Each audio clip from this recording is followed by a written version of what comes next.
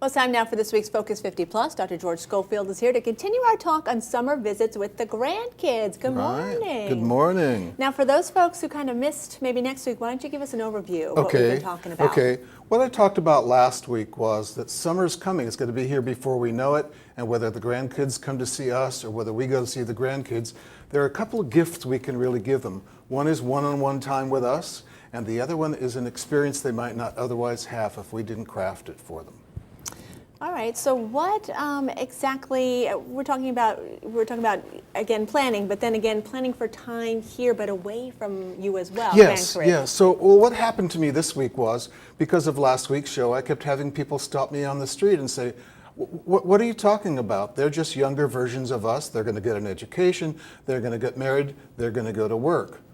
What's different?" So that's why I really had to come back and talk about it, because they're not just going to be younger versions of us, and the world isn't going to be our world also.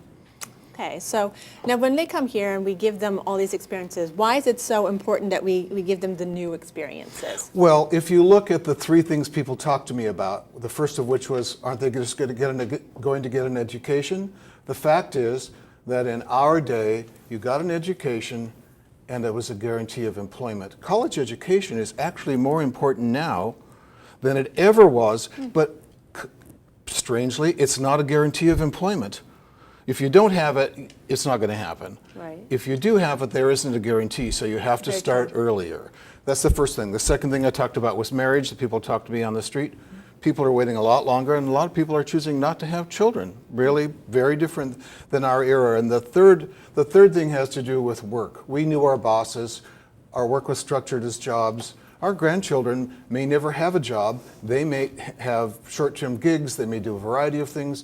They will work with people in different languages. They'll work with people they'll never meet all around the world. So their work is going to be very different, and the shelf life of knowledge is so much shorter. Regardless of what they study in college, it'll be very different 10 years later. Okay, so again, so the change means for them and for us then, for grandparents, what does it mean? Well, for our grandkids, it means that they're going to have to be adaptable. They can't just settle in because there's not going to be such a place as there. So whether it's what they learned in college or who their friends are, it's going to keep changing, and it's going to change at an ever-increasing pace. What I want for myself, and I'd actually like to have for you, is to get to know our grandkids when they're younger by having one-on-one experiences with them, because I think we'll have a much easier time knowing who they are later on in their lives. So that's the gift to us. Mm-hmm. The gift to them is that if they're really going to never meet their boss, and they're going to work with people around the world electronically, and it may not look like a full-time job and a long-term employer throughout their lives. Mm-hmm. The fact is they're going to have to be adaptable, and my way to give my grandchildren skills of adaptability is to have them have really interesting experiences in places they haven't been, with people that they haven't met before. Not very safely and very controlled, but I want them at 30 to be able to walk into a room and have confidence and experience. That sounds wonderful. A great idea. All right, thank you so much. You're welcome for all these wonderful ideas, and we'll see you again next Monday. I look forward to seeing you next week. All right. Thank you. We're back in a moment with your viral videos of the day. Stick around.